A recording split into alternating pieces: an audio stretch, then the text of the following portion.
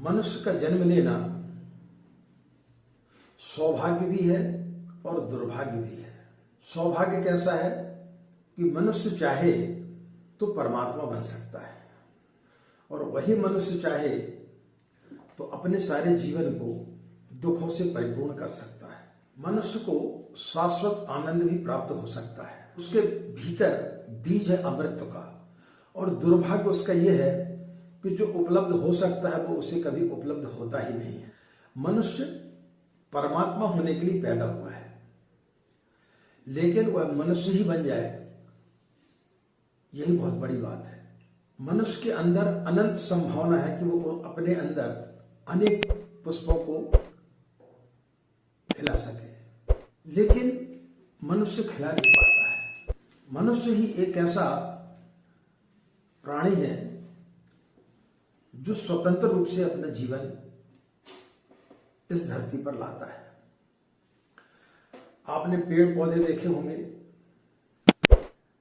उसके बीज में ही उसकी सारी जिंदगी छुपी रहती है।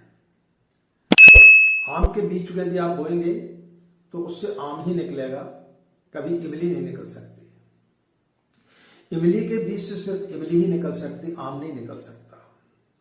गुलाब के पौधे से सिर्फ गुलाब की फूल ही निकल सकते, चमेली की फूल नहीं निकल सकते। उनकी नियति है, उनके बीज में उसका सारा जीवन छिपा हुआ है। लेकिन मनुष्य ही एक ऐसा प्राणी है, जब वो जन्म लेता है तो उसके अंदर अनंत संभावनाएं छुपी रहती है। वो सिर्फ एक कोरे कागज की तरह जन्म लेता है। उसका जीवन पूरी कोरी प्लेट की तरह होता है।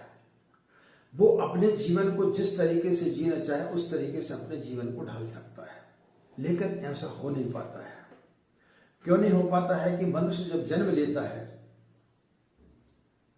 तो उसके चारों तरफ जो लोग हैं वो सब के सब दुखी हैं और वो जीवन पर्यंत उन्हीं लोगों को देखता है।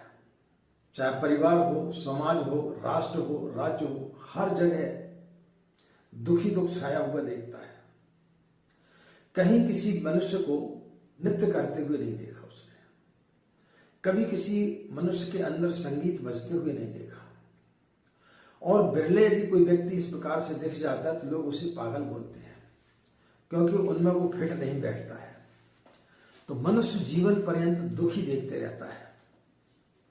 इसलिए उसके अंदर जो संभावनाएं छिपी हुई हैं उन संभावना से वो विमुख होते हुए चला जाता है।